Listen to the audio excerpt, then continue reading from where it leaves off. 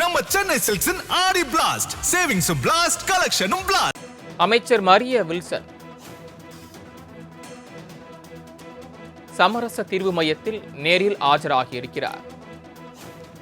உறவினர்களை வீடு புகுந்து தாக்கியதாக தொடரப்பட்ட வழக்கில் தற்போது அமைச்சர் நேரில் ஆஜராகியிருக்கிறார். சமரச தீர்வு மைய நீதிபதி பாலசுப்ரமணியன் முன்பு அமைச்சர் மரிய வில்சன் நேரில் தற்போது ஆஜராகியுள்ளார்.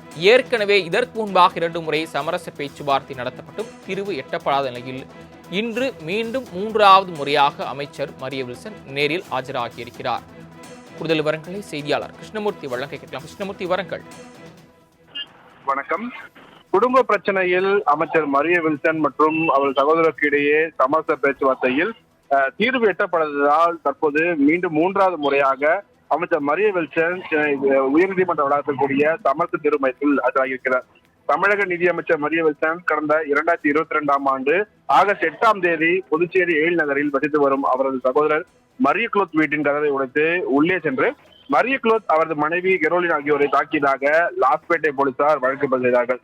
புதுச்சேரி குற்றவியல் நீதிமன்றத்தில் நிலுவையில் உள்ள இந்த வழக்கை ரத்து செய்ய கோரி அமைச்சர் மரிய வில்சன் தாக்கல் செய்த வழக்கில் சமரச தீர்வு மையத்தை அணுகி தீர்வுக்கான சென்னை உயர்நீதிமன்றம் உத்தரவிட்டிருந்தது.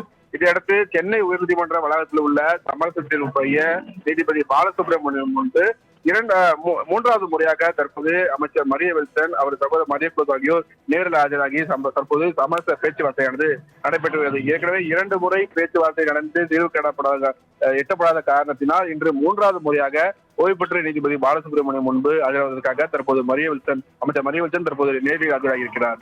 சரவணன், தாங்கள் வழங்கிய தகவல்களுக்கு நன்றி கிருஷ்ணமூர்த்தி.